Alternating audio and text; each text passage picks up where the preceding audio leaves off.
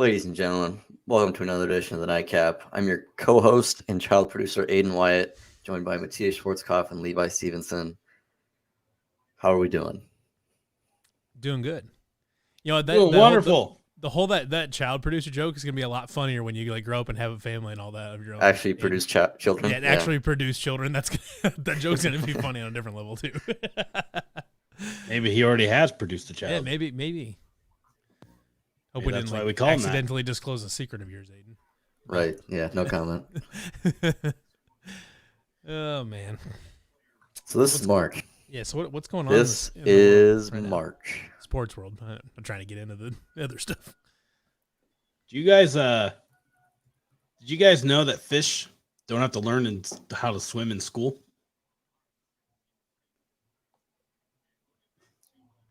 Okay. Now you do. Stupid. So I hear there's some fighting going on in basketball games. Yeah, in the basketball capital of the Northeast, Smithfield, Rhode Island. Let's feel it. I'm trying to think where the game is actually being taken place, but it's at their home court. Is it at? Okay, so Wagner is Bryant is in Smithfield, Rhode Island. Wagner is in Staten Island, New York. I was trying to see. I'm pulling up. I'm gonna pull up a video of it here. There is a large contingency of Bryant fans, and some Wagner fans came. Can we get it pulled up on the stream? Let's see here. Somebody said something that pissed off everybody in the stands and the players of Wagner. Yeah. Okay. Here I'm sharing my screen. And the Wagner players were trying to get in the stands and drop some fists. No, this one. All right. There we go. And there we go. Okay. So let's break this down from a fundamental standpoint. Yeah. So everybody just kind of looking here. Why is this video so choppy?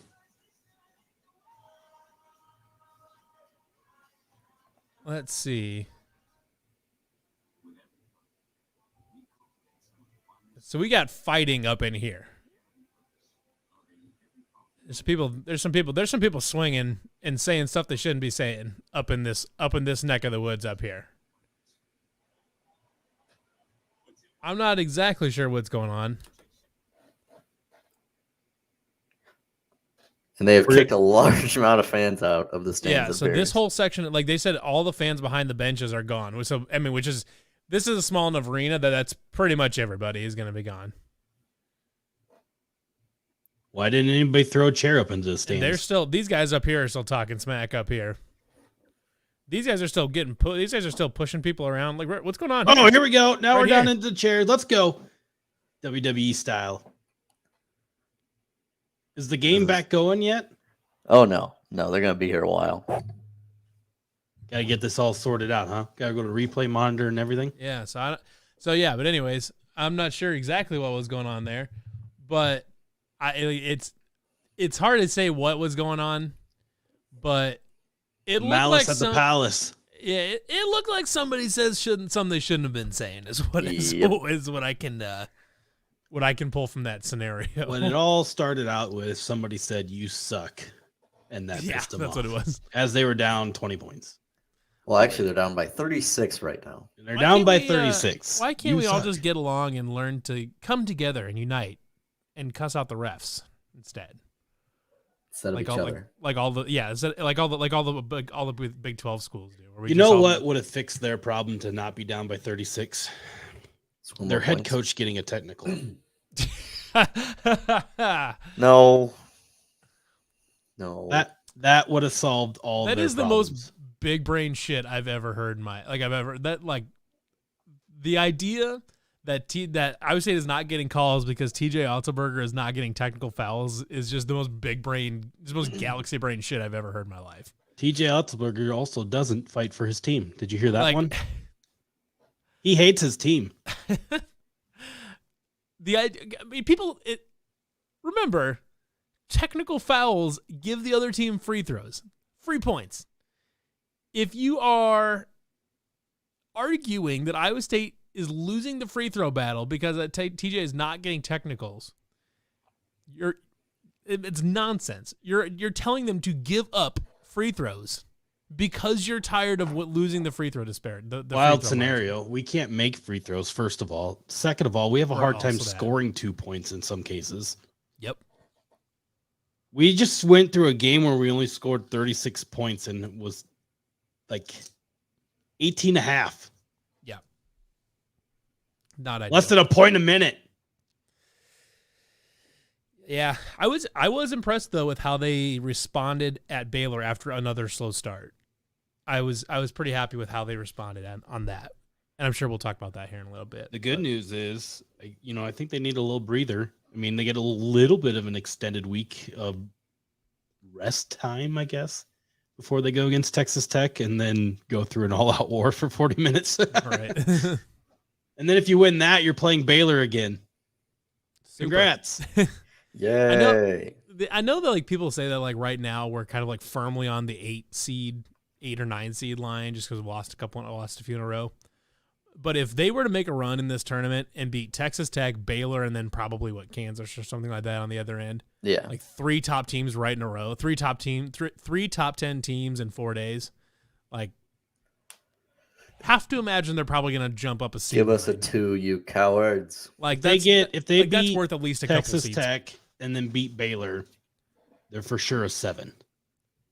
I think. I gotta think they'd jump more than that. I don't know. I don't think they're going to get like the 6 is probably the ultimate high ceiling. I mean, if they they could won the reach. tournament, I think they'd be at a 6. Yeah, I mean, it'd be on the cusp of a 6 or a 7. Like if they make the championship game, you'd probably think they could get to a 7, and 8 would be your lowest at that point. Yeah, I don't know. But here's the wild scenario. If you had to choose between the ranges of 7 to 10, which seed would you rather have? So the 7-10 range or the 8-9 game? And let's just say your opponent let's say you get 8-9, your opponent in the next round is going to be Arizona. If you win the first game as the 1 seed, Arizona.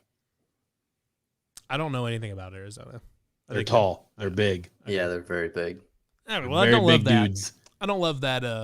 Don't love that matchup for us. Their So- post players would destroy our post players. I don't love that matchup for us. So I guess in that scenario, I'd say 7-10. I'd say take a 7 or a 10. But Also, Arizona is basically an international basketball all-star team. oh Most of their team is like not from America. It's pretty crazy, honestly. yeah, Or you get the 8-9 seed, you win, and you play Gonzaga against Rozier Bolton. Revenge game. revenge for Rasheer, anyways. Right. Yeah, I don't know. I think I'd probably take my chances on a 7-10 game over playing. So what one you're of the ones saying in the is, second Levi, round. we should lose against Tech and get to the 10 seed. Big brain. Either you need to win 2 games, you need to lose right away, and hope you fall. Which I don't know- I one don't are know you choosing? I don't know if we can lose. I don't know if losing makes us fall to a 10 seed, though. I think we probably still are a 9 seed at the worst. If you lose to Tech. Because, I mean, they're going to be expected to lose to Tech. So, like. Do these still count as quad 1 losses or wins? Yeah. I mean, you would assume so. Right. Neutral so site there's a factor for neutral site in the quad. I wasn't sure if that would. Anybody we qualify for, play in the tournament, unless Baylor loses, would Right. be a Yeah. quad 1 win. But if you if Baylor loses whoever they're playing against, who they playing? I think West Virginia would be the only one that's not a quad 1 win. because neutral site condenses the rankings a little I bit. think it's top 50. Let me double yeah. check. So like West Kansas Virginia State be would out. not be top 50. Kansas State would be out. TCU. TCU probably would be. That's probably a quad 1 win. So West Virginia and Baylor plays Oklahoma. That's who they play, don't they? okay. Yeah, no. Oklahoma's Wait. definitely a Q1 win. Okay, so quad 1 is at home 1 through 30, neutral 1 through 50, and away 1 through 75. So West Virginia and Kansas State would be the only would the only people you could play that would not be a quad 1 win. And Baylor plays Oklahoma, correct? Yes. So if Oklahoma beats Baylor, still probably be it'd be a quad 1 game. Yeah. Setting it up Stuff. here, folks. So yeah, I don't know. It's kind of tricky. I mean, the problem here is we got like the worst matchup possible for we don't match up well with Kansas or with Texas Tech at all. Well, the good news is Texas Tech's playing their worst basketball of the season going into this game, Yeah. but also a week to kind of refresh themselves. Not really I a week, guess, but 5 days. I guess. Kind of get themselves back on track. So when they go on scoring droughts, it's very similar to us that just they don't score at all. Like they went against Oklahoma State when they lost the other day, 8 minutes plus without scoring. Well, I think they're at 51 with like 9:48 left in the second half or something. I don't think they scored till the end of the game. Yeah. Nuts. Yep. So maybe we'll get lucky and we'll get that kind of Texas Tech, and then we'll be just fine and dandy. One can hope, but I'm going to guess we're not going to get that Texas Tech. I really don't want to get second half Texas Tech at Lubbock. I don't want that one. That wasn't brutal. fun. No, not at all. So it's a do or die, whichever one we're going to get. I feel like Levi's looking something crazy up here. I have huge news for the site. I fixed our Ken Palm account. Let's go. Oh. Really thought this was going somewhere else. I'm like, that's really not that big news. Well, it's not for the Great larger community, news. but it was something that like half the site had mentioned over the last like week or so. It's like I can't get in. And I was like, you know what? I'm just gonna fix this thing right now. Because I was gonna look up our stuff on KenPom or whatever. I was gonna look up the matchup and all that. Whatever, and I went to go log in. I was like, well, damn it, I can't get in either. So, because if I can get in, now that's your problem. I was gonna say, now that it's my problem, I'm gonna fix it. We only mentioned it 24 hours ago. I think Aiden or Dylan might have mentioned it like last week or something like that. Yeah, I texted Levi like a week ago. I'm like, did you change something? Because I can't get in. I was like, no. I just kind of ignored it, and then I tried to log in myself. I was like, damn it, now it's my problem. Sounds familiar. I don't know. Aiden texted yesterday about doing a nightcap, and I was the only one who responded. No. Yeah. Yeah. I was doing something. I don't remember what it was, but yeah. Okay. What was I watching? I was you were watching something very busy. I was watching Breaking Bad with my girlfriend. So at 10 o'clock in the morning. I was working. Yeah, so was I. I was not working. Well, full disclosure, I was not working. Yeah, you responding at work is different than me responding at work, so I don't know what to tell you. What do you mean? Are you saying I'm not busy? Apparently. I'm the busiest motherfucker in the land. Is that busiest guy this side of the Mississippi? Put it on a shirt. Put it on a shirt. Yeah. So let's should we actually preview this Iowa State Texas Tech game? Well, I mean, I suppose we kind of know what we already know what's gonna kind of transpire. It's two teams that like to play defense that don't really score at a high level. Just so Texas Tech has a few more firepower than what we got. Ken Palm says we're going to lose by 10. Oh, my God. You know what? We should have left Ken Palm alone. They're a bunch of liars. Yeah, Texas disable Tech that again. Currently sitting at the number 1 defense in college basketball. Who is Texas Tech? Yes. I would say is the number 10 defense. Texas Tech offense is currently sitting at 52 at 110.9. And we're like 100 something. And we are 136th. Not bad. Not great. Let's see. Let's see if there's any like major. So everything you're telling me here is leading me to Iowa State by 12. So is that what you're hearing out of this? Yes. So one big factor here too that I'm seeing is both teams on offense like to turn the shit over out of the ball. Texas Tech is actually somehow turns it over more than Iowa State does. Perfect. And we turn people over more than Texas Tech turns them over. So that's what I'm saying. 12-point win. I mean, it's like pretty marginal. I mean, they're basically. I mean, it's like the defensive turnover percentage is 6th for Iowa State and 11th for Texas Tech. And on offense, Iowa State is 289th in turnover percentage, and Texas Tech is 291st. So, so what you're saying is Iowa State is better in those two categories, so 12-point win. One thing that is a definite point of concern is that Texas Tech is generally pretty good at getting to the line, 32nd in the country at getting to the line. I wouldn't know that after watching that second half of the game down in Lubbock. Yeah. Wouldn't have guessed. And Iowa State is 313th in defensive and free throws allowed per field goal attempt. You know why? Because we don't go to the rim that often. Because well, no, that would be when we're on defense, and it's because we foul the hell out of everybody. I was gonna say, well, we probably don't get the line that much either. Apparently, Seahawks Pro Bowl linebacker Bobby Wagner was just released by Seattle, so that's interesting. Boy, they really are. They're tanking, man. They're tanking. They really are cleaning house. They're Russell just saying, Wilson screw news it. really They're- just flipped them, huh? They're just saying, screw it. Tyler Lockett and DJ Metcalf are enough, and we're just going to figure it out. Boy.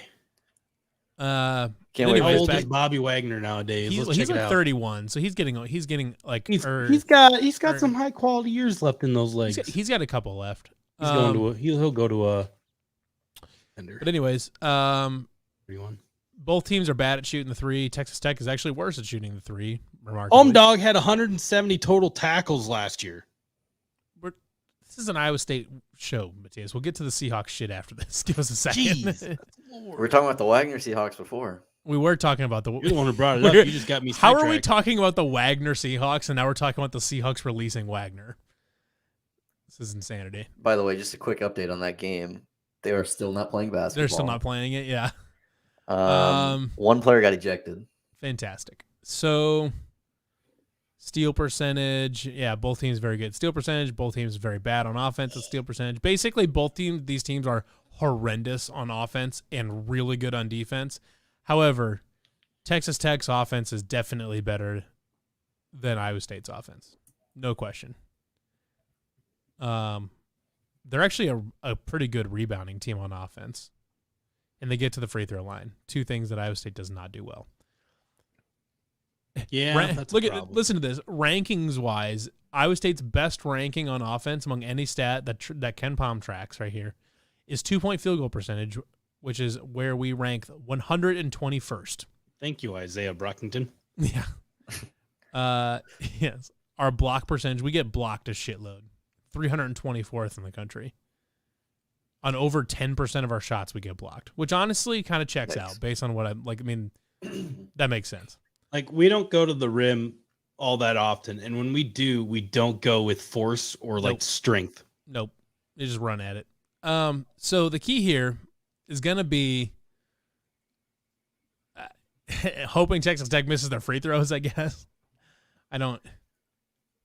Or just don't let them get to the foul line as much as we did. I mean, I guess, but we've been saying that all year, like, oh, don't let them get to the foul line. But I mean, every game they go. I mean, they put the other team on the free throw line like 30 times. We just need more technicals. I mean, like you can see here, mucho bad over here on the Iowa State offense side. Some bad, some not horrible on the Texas Tech side here. Not ideal.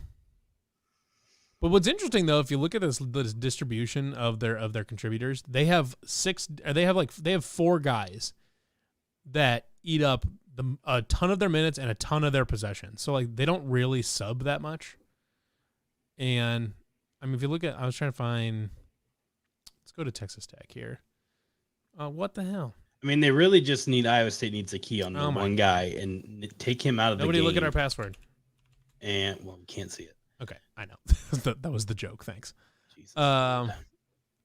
Let's see here. So we're at there. So if you look here, minutes percentage, you got guys playing 62, 63% of the minutes, but then like these guys down here don't play hardly at all. Mm-hmm. Like they run a pretty short bench. Looks like maybe 7 or 8 guys as max is what they end up at. I mean, they almost ran it back on us in Hilton with only 7 dudes. So Right. Yeah. Right. That was not an issue for them. That being said, we do it even worse. Like, I mean, Brockton plays 85% of minutes. Tyrese Hunter plays 80%. Gabe Kalshard's 75%. Yeah. We have some guys. See, the problem is we could have had an extended bench or more minutes to distribute to people. Like this but one the right minute here. the minute that Jaden Walker finally found his footing, Trey Jackson instantly stopped playing, and Inaruna had minutes decline significantly. Right. And well, because you got Jaden Walker had sitting down there, he didn't play hardly at all in the beginning of the season. But a lot of people would like to see like this number go up a little bit, specifically. But The one here that's kind of confounding to me, and it is a little bit annoying to me, is this efficiency number here from Gabe Kalsher. Shooting the whole 20, not even shooting 25% from three, but by far the most 10 attempts on the season. I guess he's got 12. He's got 12 more than Caleb Grill, who's shooting, a whole. Well, and a lot of that's better. like from the first 25 games that Caleb Grill hasn't hardly shot launching. the last few weeks. Yeah, Gabe Kalsher was launching no matter what every game for like the first 25 games of the season, and like he's kind of reduced that a lot here lately. A little bit, but not like a ton though. I mean, he took a bunch last game. Yeah, but I mean that was his first game. He was really shooting it a lot from three. I mean, a lot of times he was just getting to the rim inside and all that stuff, and kind of working it out and taking the shot from 3-point range. But right.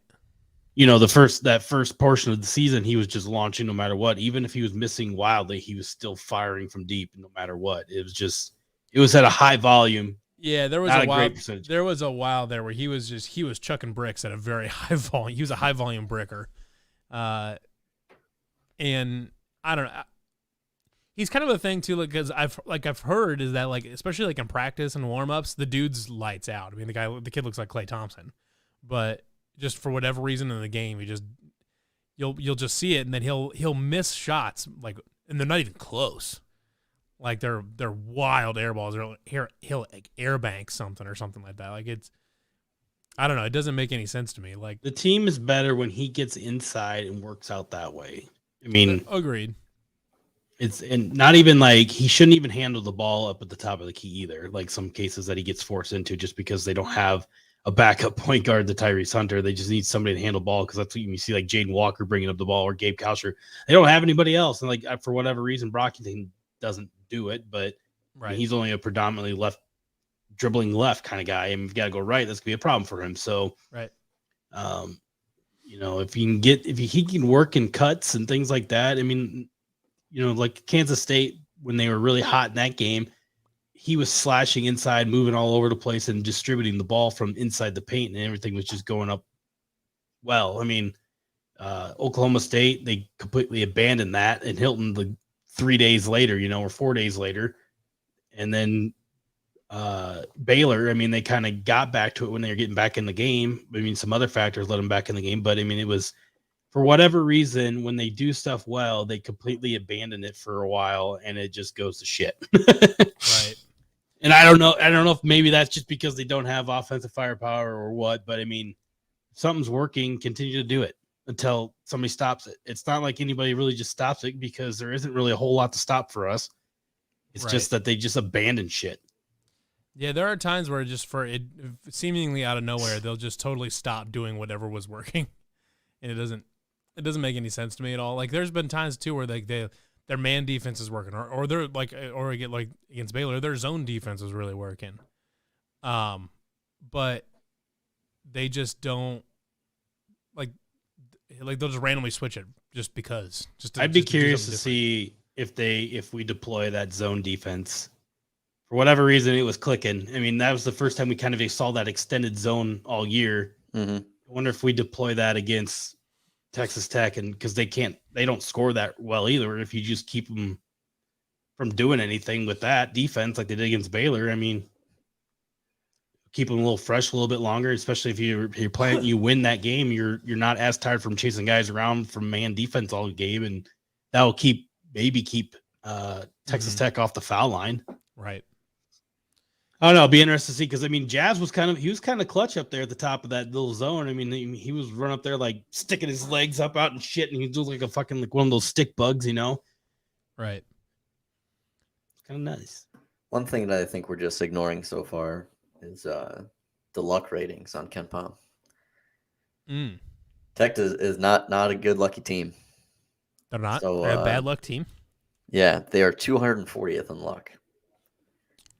We are much higher at 124th in luck. What you're saying is, what's interesting is if you look at the luck ratings of the teams at the top, you have some like really neutral or very unlucky teams at the top right now. Like I'm looking at. Elaborate. Well, I'm looking at like Gonzaga and Kentucky. They're both negative luck. They're both like Gonzaga is the number 1 team in the country, and they're on average they're below average. They're below average in luck. So they are on the large a slightly unlucky team. How do they factor luck? So luck is something. I have to pull it up again because there's an explanation for it on KenPom. I'm gonna look it up because I've read through this a few times, but it's been a little bit since I've read through it. All right. Where is luck? Okay. Luck. The easiest one to understand is luck, which is the deviation in winning percentage from a team's actual record and their expected record using the correlated Gaussian method. The luck factor has nothing to do with the rating calculation, but a team that is very lucky will tend to be rated lower by my system than their records would suggest. Consistency is basically the standard deviation of scoring difference by game for a team. Again, it's not included in the ratings calculation. It can be an aid in determining which teams are overrated by my system. Highly rated teams that are inconsistent tend to look beatable more often. As of this writing, Georgia, this is like 2013 or whenever he did this. Georgia is ranked 329th in consistency, and Oklahoma's at 334. They've played their best games against poor teams and their worst against good ones. Ideally, I'd synthesize the consistency and rating into one number, but I haven't found a way I'm comfortable with. Anyways, so luck is basically how a team performs in relation to the expected ranking. So, if Iowa State, so right now Iowa State is technically overperforming their expected ranking. Essentially, is where, based on his metrics, he has Iowa State a little underrated. Or if you look at, he would technically have them. I'm trying to think if you. But would that mean Texas Tech is overrated? So then that would mean, let's see, Texas Tech is a negative luck team. So it means that they are underperforming his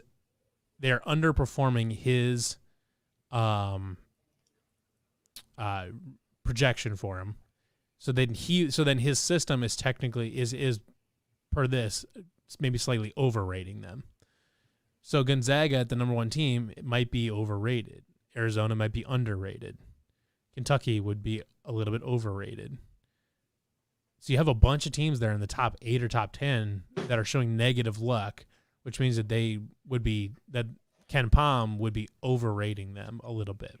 So what you're saying is Texas Tech in this game between Iowa State and Texas Tech, it's overrated compared to our underrated, so therefore we win. There you go. I mean, really, this is just your excuse to shout overrated or underrated at somebody. Like right now, the number 1 luckiest team in America is Providence. They're ranked 36th on KenPom, and they're number 1 in luck, which means that they're like way outperforming his projection of them. So which means they're probably really, really underrated. Interesting. If I'm understanding this correctly, which I think I am. While we're here, would you guys like to guess who's dead last in KenPom this year? The Blue Hose. It is not the team that normally is. Is it IUPUI? It is Uipui. I'm looking at it right now. Who's usually last? Is it Mississippi Valley State? It's normally Arkansas Pine Bluff. Is it? Okay. Really? I was trying to see Mississippi Valley State is also in the mix there too. Mississippi Valley State's usually there at the bottom because I remember there was Uipui. They went I'm trying to remember when it was, but they went like a couple years in a row without winning any games. I would always, when NCAA basketball was a thing for a game, I would always pick Uipui and lead them to the promised land. Do you guys know what the initials are? Indiana University, Purdue University at Indianapolis. Yeah. Real dumb. It's a weird name. I've never really truly understood that. Because I'd have to check, but wouldn't that make it, I kind of want to look this up. You guys like a shared school between Indiana and Purdue. Is it a shared school, or is Purdue actually part of the University of Indiana school system? Like it's kind of like UW Stout or UW Whitewater is part of the Wisconsin or Cal State Northridge. Is that part of the Cal State? So Well, no, because doesn't Purdue have their own? Well, So there's Purdue like is. Purdue I Fort think. Wayne and stuff. Because they've got Purdue Fort Wayne and Purdue like International and all Mhm. sorts of stuff. So Indiana University, Purdue University, and Indianapolis is a public collaborative university between Indiana University and Purdue University. There you go. They're So both they have two Hoosiers schools and involved, and Boilermakers. they It can't is field a full administered team. primarily through Indiana University as a core campus and secondarily through Purdue University as a regional campus. Hoosier makers. It is Indiana's primary urban research and academic health sciences institution. It is located downtown Indianapolis. There you go. I always wondered why it was Indiana University, Purdue University, Indianapolis. I was wondering. I always wondered why it was had both of those out front. The Hoosier makers. I knew it, but I didn't know. Aren't they like the Bears or something? Like a bear for a mascot. We've got a question here from John Burke. He wants to know: will they make a run in the Big 12 tourney, and will they reach 21 wins? What are they at right now? 20? 20. 20? Yeesh. Will they make a run? My feeling in this is like if they beat Texas Tech, like that's pretty much the end of the road, I think, for them. I think I would actually probably agree with that. That I think that once if they can get past Texas Tech, which they can, it's tough. It's gonna be really tough, but they can. But that feels like the ceiling to me. I mean, I'm certainly happy to be proven wrong there, but one win in the tournament feels like the ceiling to me. And I know Iowa State fans are always, we boast the Hilton South stuff, and Yeah. I mean that, but they just don't. We just don't have the offensive firepower. I mean, in the tournament, I mean, defense does work in some cases, and we have proven to play way better against teams not in the Big 12. Obviously, we've beaten some, but in the teams NCAA outside tournament, the conference, teams, obviously, the but teams that do really well are the ones that can shoot really well and the ones that can rebound really well. Good defensive teams help, but you have to be able to score. Like the NCAA tournament is all about guard play and it's all about rebounding. That's why, like, if you remember, like a long time ago when like Morehead State got through because Kenneth Reed basically rebounded them into the second round, or whatever. I'll say that I feel more confident about them winning an 8-9 matchup than I do about them beating Texas Tech. I would probably agree with that, especially because Texas Tech just kind of plays right into our weaknesses. They're a tough matchup. Yeah, I would put more money on them winning the first round of the NCAA tournament game than I will then on Thursday night. And with Iowa State being a really intense defensive team that can sneak up on teams that aren't used to that, and they also aren't going to be used to dealing with a lefty shot creator like Isaiah Brockington. Texas Tech has already played him twice. Everybody in the Big 12 has already played against him twice, so they kind of knew what he was doing. But a team in the NCAA tournament is probably not going to be used to dealing with a left-handed shot creator that specializes in the mid-range. That's a really unusual thing to have, and it's something that most teams outside the Big 12 will not have faced this year. Yeah. So I mean, all in all, just to kind of wrap up, I mean, I know we didn't really deep dive into Texas Tech and all, but I mean, there's not a whole lot to say. We've seen us play them tough at home. We got spanked in Lubbock. I mean, it is what it is. Texas Tech's good defensively. We're good defensively. We don't score at as quite as a rate that Texas Tech does, but I mean, it's a neutral site game. We've played well at neutral site games already this year. They seem to play way better away from Hilton Coliseum for whatever reason that is. I mean, the pressure's off now. I mean, there's no expectations for these guys to go in to Hilton or the Big 12 tournament and win the damn thing. I mean, they're going to be playing loose. I mean, obviously they're going to want to win. So I think there's going to be a little more freedom about themselves. It's just that, I mean, Texas Tech's tough. So, I mean, I have no expectations for them to win it. I mean, I want them to play well. I mean, just not come out flat and then go into the NCAA tournament kind of flat thing if they were to end up losing. But I mean, if you get a win against Texas Tech, it kind of helps build a little bit of momentum. And then you go and play Baylor the next night and you play well against them, and whatever happens. But it's all about not just kind of falling flat on the face right before going into the NCAA tournament. So Right. we'll just see what happens.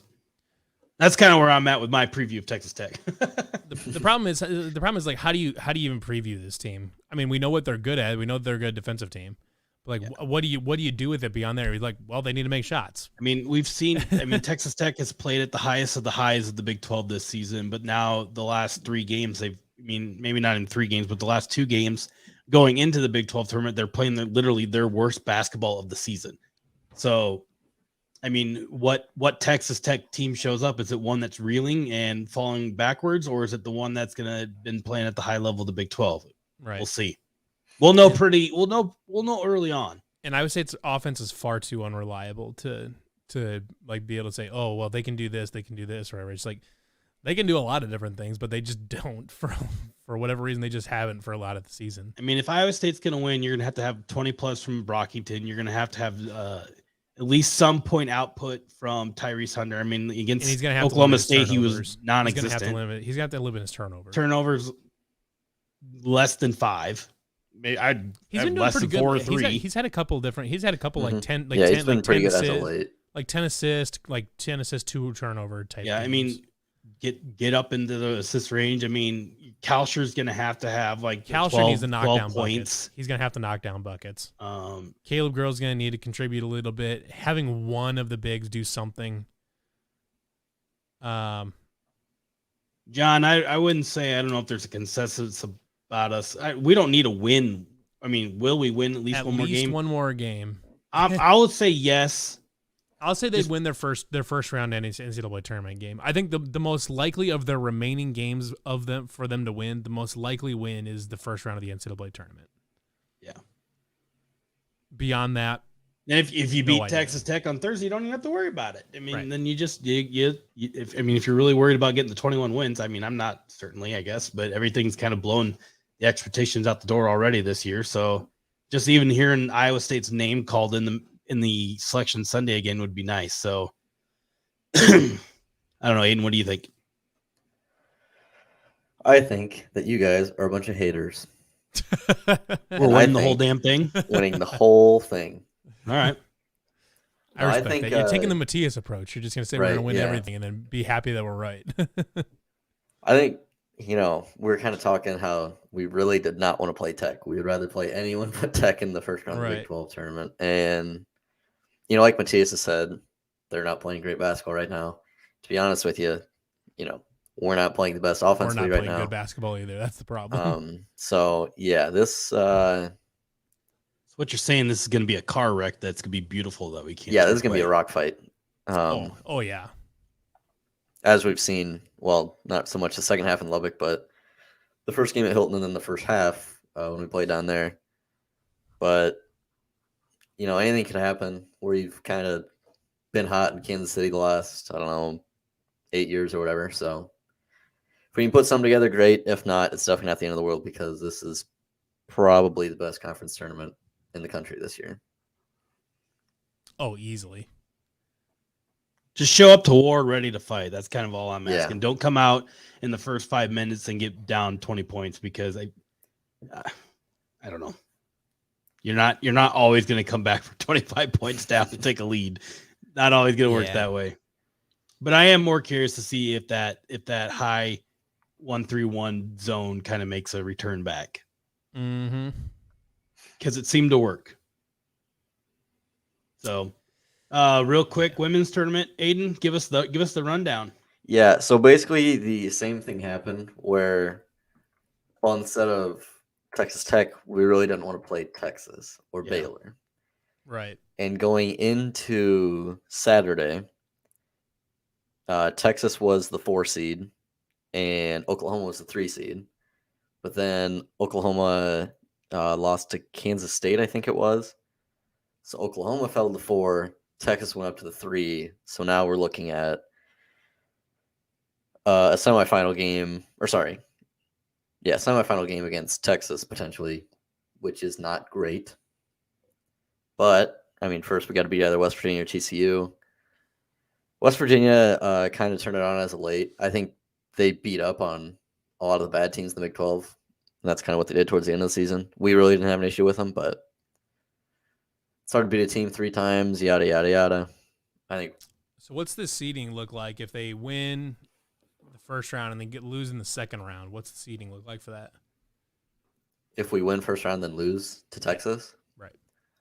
I think it would be pretty hard for us to lose a 2 seed at that point because actually, I think Texas might be a 3 seed.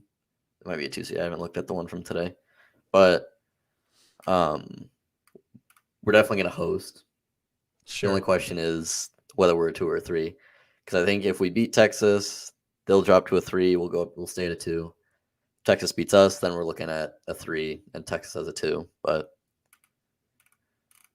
that's what we're looking at. So Not much discrepancy between those two. So yep, changes, I guess, wise.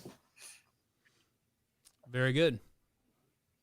Yeah, so I mean, if you beat Texas and then go against Baylor, I mean, even Texas and Baylor, really, you can kind of group them together because that's the same. Both those teams present the same problem that we struggle with. So, Right. I mean, they're throw every game plan that we use against Texas and Baylor this year, toss it out the window. Don't even use it. Don't even want to look at it. Do not dribble down into the paint and turn around and hope for things, because even they were talking. I think Williams and Bloom were talking about this. The same thing. The same thing drives me nuts when they play against these teams.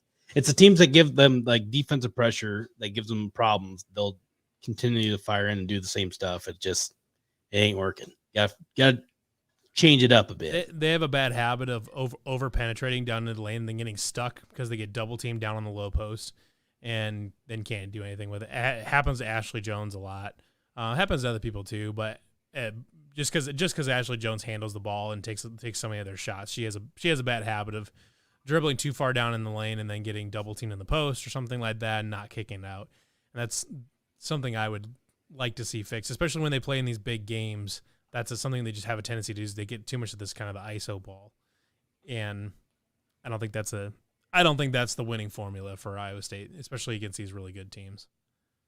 John, I think the women make the Sweet 16, and whatever else happens after that is golden. So give me the Elite Eight for the women. Yeah, I'm not saying they'll lose Sweet 16. I'm just saying they'll get there for sure. I'll bet the house on it right now. They're going to lose in the Sweet 16. No, Matthias hates happiness. Matthias hates the Iowa State women's basketball team. They're winning it all. We're going to Minneapolis. One good thing since the Witch left Baylor is they're not like this giant that no one can beat anymore. Right. They're not just this total unstoppable force. Yeah. Yeah. Look at this. I got this. Here's what's going to happen. Work with me on this. Iowa State's going to beat whoever they play in first round, whatever it's West Virginia or who's the other one, TCU, you said? TCU, yeah. Beat them, beat Texas, lose to Baylor in the Big 12 final, get the 2 seed. Baylor's going to be on the opposite end of the bracket. We're going to meet in Minneapolis for the championship. Again in the title. Beat them in the title game. Hard to beat it they beat us 3 times. Hard to beat a team 4 times. Oh, man. All right. We got anything else to discuss today? Or? Well, talking about awards. Awards? Awards for what? Men's and women's basketball. Oh. Let's see what Isaiah Brockington was newcomer of the year.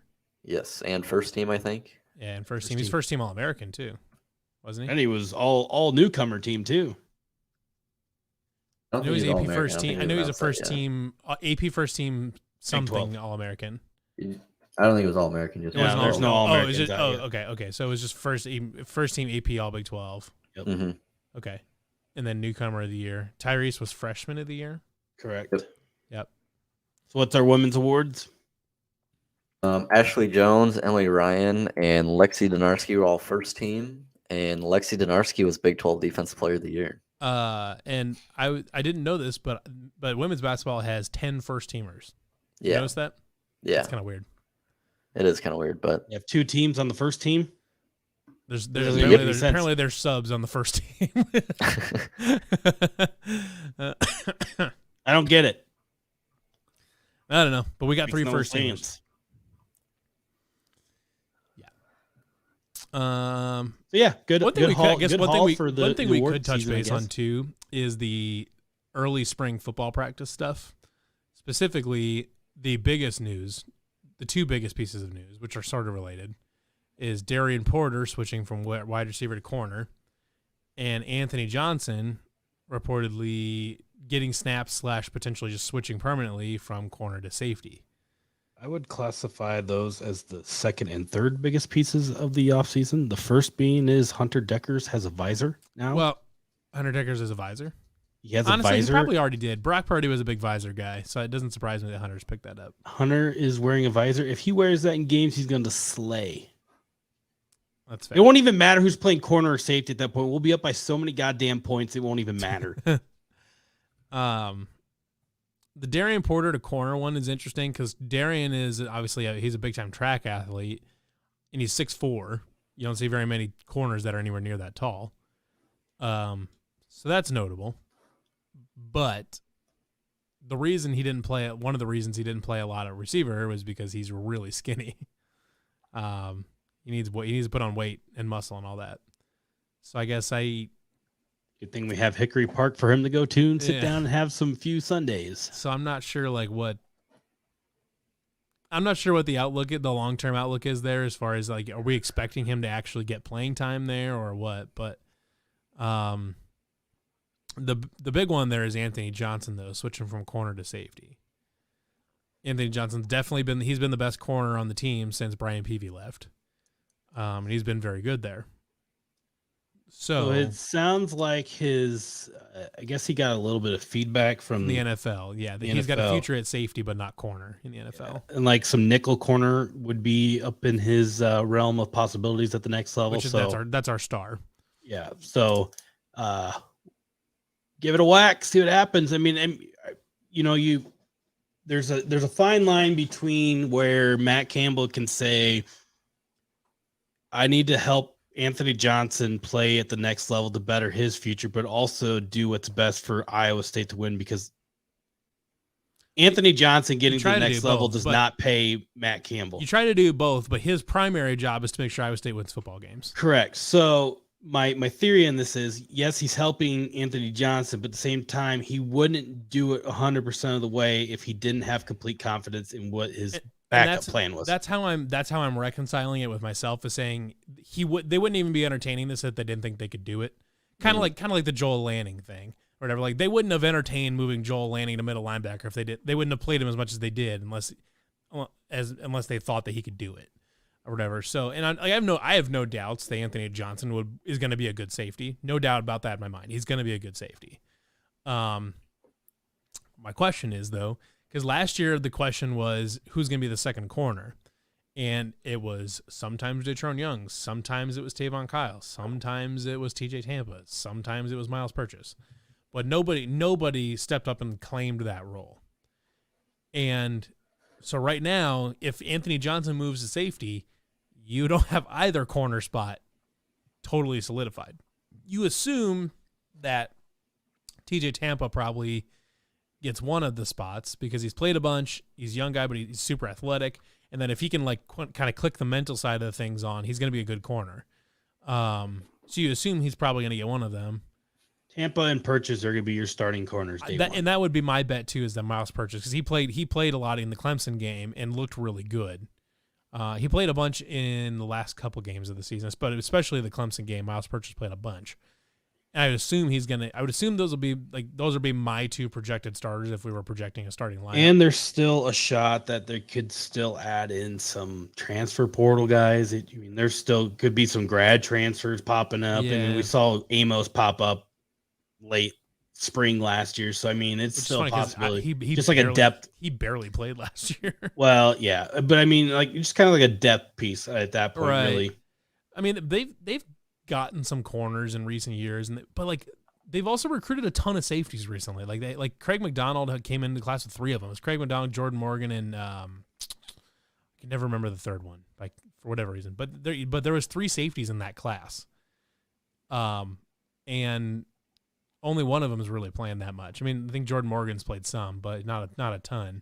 The thing I've noticed with Matt Campbell's philosophy on recruiting defensive backs, they may be listed as a cornerback or safety but they'll just stick them wherever they think they fit. Correct. So where Iowa State had 2 safeties this last recruiting class, they could play them at corner. Yeah. And they're all the same position group too. They're all, I think they're the same position coach. No, because Capone does one and Broomfield does the other. Yeah. Broomfield is safeties and Capone is corners. But So we very well could have a freshman starting at corner next year for all we know. So who knows? that's terrifying. But It's happened before. it has happened before, and kind of sometimes to success, because like Anthony Johnson started a bunch as a corner. I was looking up who we got on our, like, for corners in our last couple classes. Let's see here. Okay, so 2022. While you're looking that up, so the fun thing about Bobby Wagner being cut, it saved the Seahawks $16.5 million. Really? Okay, I would do it. I'd do it for that.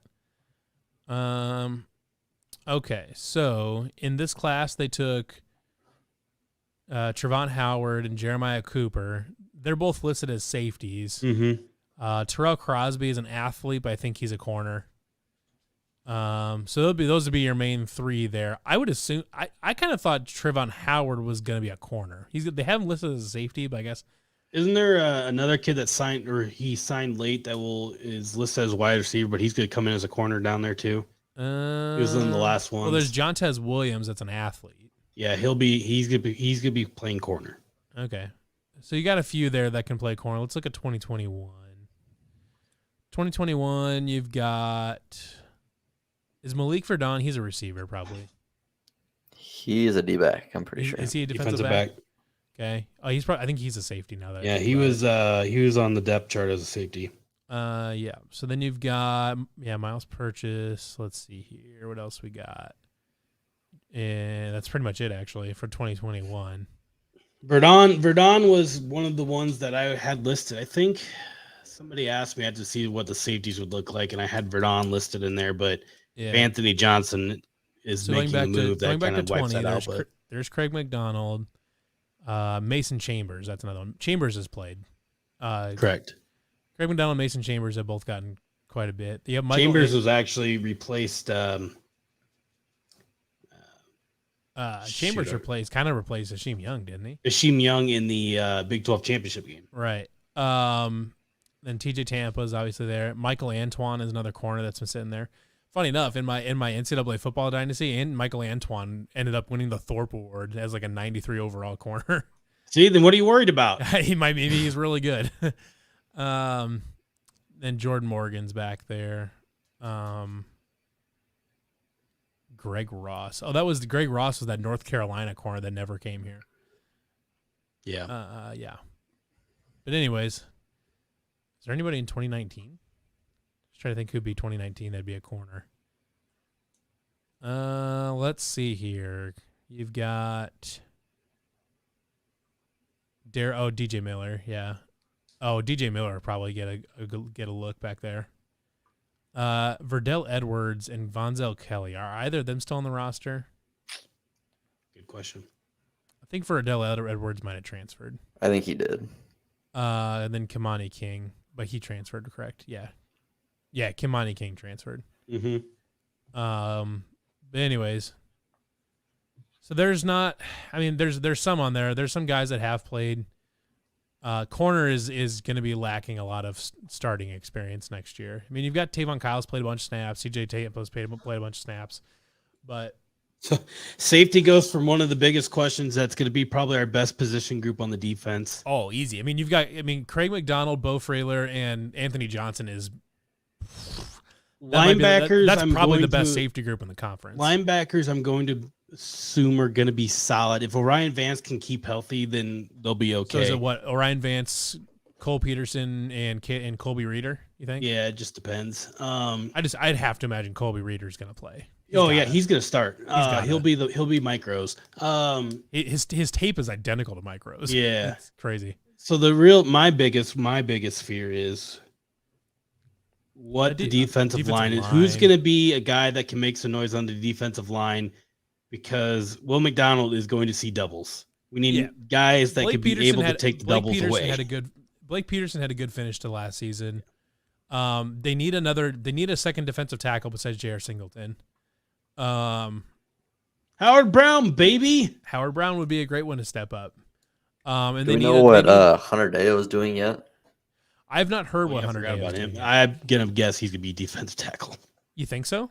Yeah, I mean, from what I've heard, is he could be every bit as good on the offense. he can play both. I mean, he's better defensive tackle than he is offensive lineman, but he's also a really good offensive lineman. But Yeah, I think he's we got really enough. good at both.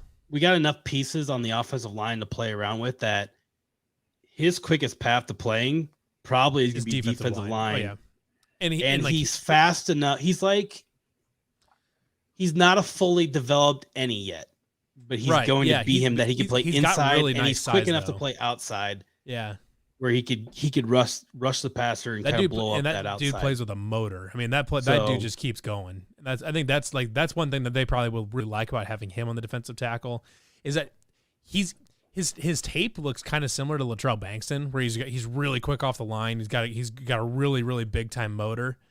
Obviously Latrell Bankston had his own other thing going on where he transferred and all that, but from a playing style wise, I mean, Hunter Day reminded me a lot of Latrell Bankston, like as far as just his explosiveness and everything and his aggression. He's a Wazirike that's not a Wazirike yet, but will be better than a Wazirike if that makes sense. Yeah, I would agree. He'll bloom a lot earlier than any Wazirike did.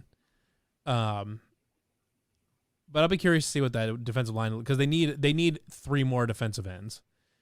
They need because they basically have to run 4 deep. What I think they should do though is if they find a second defensive tackle that's good, like if Hunter Deo shows out really well and can play right away, I think they should go to a 4-down set. I think they should switch to a 4-2-5 and run Orion Vance and Kobe Reeder on your linebackers. Let your 5 D-backs do it and let Will McDonald play with 4 down rushers. If you can let Will McDonald play on a 4-down defensive line, he can do a lot of damage on a 4-down defensive set. That's the thing too. Like with a lot of guys leaving, like Greg Eisworth and Mike Rose, who were so accustomed to the 3-3-5. You can kind of to see if we go away from it. Yeah, and just kind of see what happens, I guess. I don't know. I don't think they're going to go away from him because I think they're building. I think they'll still probably use the 3-3 stack as kind of a centerpiest. But right. And if Colby Reeder is as good as he was at blitzing at Delaware in the Big 12, that essentially is like your 4th defensive lineman. That will open some things up. But I mean, it just depends if he can grasp, John Heacock's defense. I mean, him being on campus now helps obviously, but if he could be that guy for a year, that helps all the better. I mean, he'll be attacking the backfield a lot, and that's what he did at Delaware. Mm-hmm. So, yep. We'll see. I'm going to go to the practice that is here in Ames. Probably go to the one in Gilbert. When is that? April 5th. The one in Ames. Because I might try to just take that day off and come out. Or take those days off and come out. Oh, because they're on Fridays. It's like April 5th. You should find those days for me. And I'll come out. I'm doing it right now. Okay, and I'm gonna try to take those days off. I'm gonna come out and watch practice. All right. So April 1st is at Ames. We'll do the nightcap Friday afternoon. Yeah, right. Yeah. April 1st is in Ames. April 8th is at Gilbert, and April 15th at Des Moines East. Workout starts at 5 o'clock at Ames and Gilbert. 1st, 8th, and 15th. Yep. We'll do Wide Right live on location. So I'll be at the Ames one for sure. I will. Is that the one that's on the 1st? Yeah, unless something drastically changes with farming stuff. Sure, yeah. Well, I'm gonna try to take those days off. Maybe it'll be cold and we won't have to worry about it. There you go. All right. I think now we are finally out of topics for this week. Is that correct? Or do we got anything else? For the sake of making this quick, we can probably just wrap it up and worry about next week. We'll probably do some. We can run through the brackets next week. Absolutely. Monday show next week. We'll do. Are we gonna do our bracket draft? Yes. We're gonna do that. So instead of filling out brackets, we're gonna do a bracket draft. We're gonna draft teams and keep scoring who does best. So basically, you get points for whatever seed you draft. If that didn't make sense. We'll hype it up. We'll make this. I don't even know. Interactive. There you go. Fly. We need to make sure we get Josh or somebody, a 4th person here to play with us next week, though. Someone play with us, please. Yeah. We'll just bring a guest on. Any more NFL news? I need it. It's like crack. Any more NFL news? Nope, none. Quiet. None? Mitchell Trubisky to the Giants. It's happening. Oh man. If he goes to the Giants, he already has a leg up on him for the playbook that's coming over. If he cannot beat out Daniel Jones, that's a problem. Daniel Jones sucks. He can beat out Daniel Jones. I would sure hope I so. could beat out Daniel Jones. No comment.